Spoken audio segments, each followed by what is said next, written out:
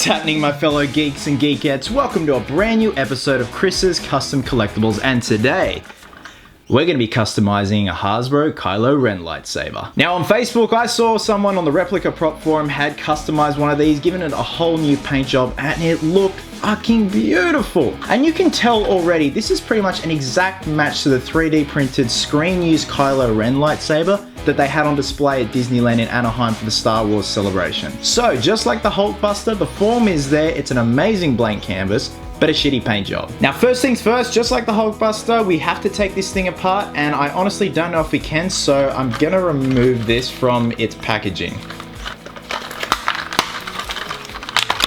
I can't see any screws so far. That's what she said?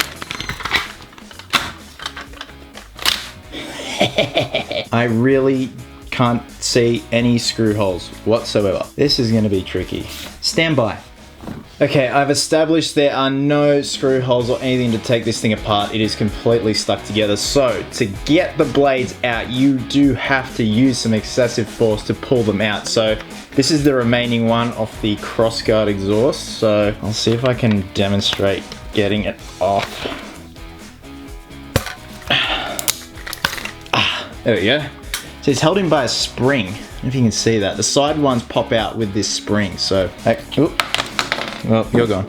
Okay, so now first things first, because this is, pretty sure it's polypropylene plastic, we do have to prime this. Otherwise, your paint application is just gonna come off with the swipe of a fingernail. Now for the primer itself, I'm just gonna be using a Rust-Oleum white primer. It doesn't matter what color your primer is, guys, just make sure it's a good quality one. You can also use a Tamiya fine surface primer. Then after that, we're gonna go in and use a Rust-Oleum aluminium colored spray paint. As always, keep the can away about 30 centimeters from the actual piece with nice even swipes. And of course, guys, please, wear gloves and a respirator if you're working indoors. Okie dokie geeks, it has been 24 hours, and like I say with any piece that you prime, whether it be an action figure or a prop, please leave the primer for 24 hours to properly cure and adhere to the surface itself, because the last thing you want is for that primer to scratch off because it's not fully cured. And I've got to say, I am really impressed with Hasbro's attempt at making this lightsaber. Like, the base form is just accurate as hell. Like, it's got so much potential, so I'm really excited with this project. Now, of course, here's the primer that we use by Rust-Oleum. Rust-Oleum are just great. Like it says, 2 times ultra cover, so you get 2 times the coverage, so you hardly use anything. Like, cans will last you a long time. Now our next step is the actual paint application, and for that it's the metallic aluminium from Rust-Oleum. Again, just like the primer, keep it at least 30 centimeters away from the actual piece itself, with just nice even strokes back and forth. That's what she said. And of course, geeks, please remember to wear gloves when spray painting, otherwise you are gonna get speckles all over them fingers.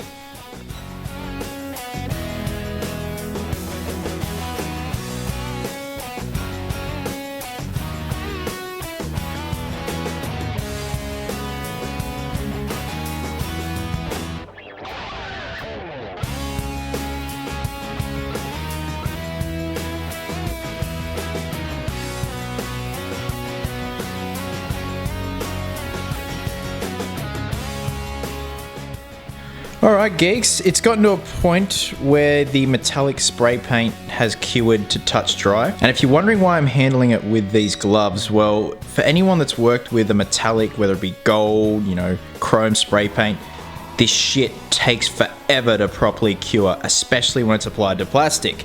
So Rust-Oleum recommends that if you're spraying plastic, the cure time for a paint like this is 5 to 7 days, which is shit. Mind you, we're in the middle of Australian summer, so I'm probably gonna say we could cut that cure time in half. I'll just get a nice close up for you. I'm very happy with the results so far. Got a nice even coat. And when you look at the paint job or the application of the screen used saber, there's not much coloring or detailing whatsoever. It just seems like there's the base silver or chroming. We've got the red cable that comes out, the exposed wire, and there's a blue cable in here and just a hint of gold on this little toggle here. And then we go in and weather it. So the next step is to let this cure. I'm gonna let this cure for a couple of days just so it properly adheres to the plastic. Next step is then to do the blue and red cables and a little bit of gold, and for that we've got Model Masters paint, and these guys don't clash at all with this spray paint, which is something you have to be very conscious of because some paints just don't want to work with others. So I'm going to wait a couple of days for this to properly cure, and then we're going to get started on painting, and then finally we can weather this thing up and make it look old, nasty, and just disgusting.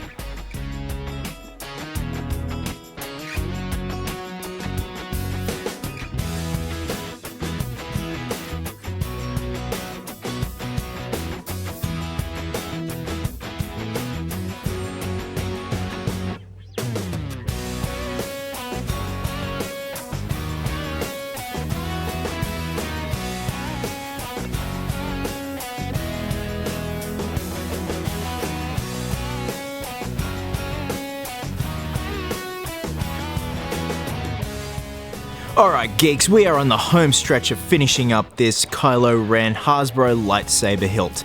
Now as you saw in the shot before, I've gone ahead and done the blue cabling, the red cabling, and the little gold toggle here, even though I think when I'm done weathering this, as you can see here on the screen, you say that gold is a lot more pronounced. I might have to back that up a little bit once the weathering's done. I'm not going to worry about it for now. And of course for weathering, we're going to be using our old good friend Mr. Black Shoe Polish. Now, of course, you're just going to need a brush, some tissue, and just like the Hulkbuster, if you saw my tutorial on that, you're just going to dab the brush in the shoe polish, dab it all over the hilt, leave it for about a minute, grab some tissue, or you can use paper towel, whatever tickles your fancy, and just dab or wipe off the excess. Usually dabbing will give you more of a natural look.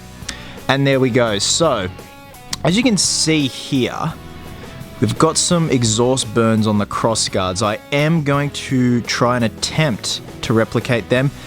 From what I'm looking at, it's going to be, if I can get that focus, a bit of brown and a bit of blue, very subtly smudged in around the exhaust pipes there. Now, I've never done an effect like this before, so this could either go really good or either go really bad. But either way, it's a lesson, and you know, we're all in this together. Shit, I'm scared.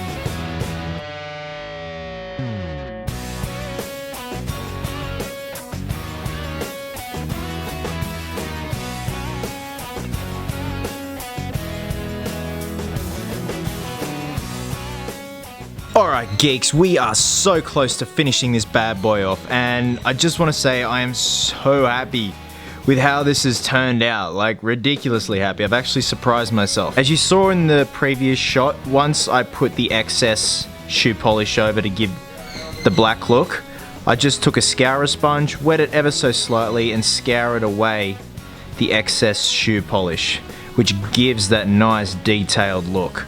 Now, as you can see from the screen used saber, I'm gonna have to go back over and redo the blue cable, the red cable, and probably just a little bit of gold just on the toggle there. And I will have to dry brush some silver on the bottom parts here. That's not a problem. The next step, and the main one that I'm worried about and something that I've never done, is the exhaust vents here, the burn and charring marks from excessive heat from the blade.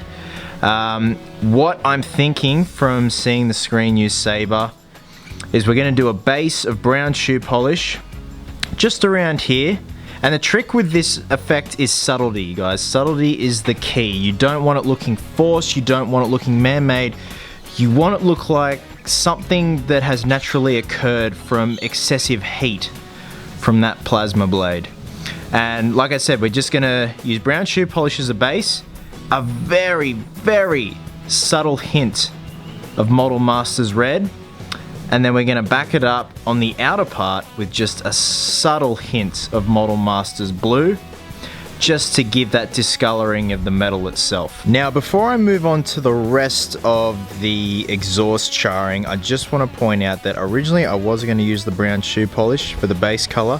I actually ended up using the Model Masters gold, which is what I used on the little toggle here. It just seemed to be more fitting for the actual base color. So with that, we're then going to do a subtle red and then a subtle outer blue.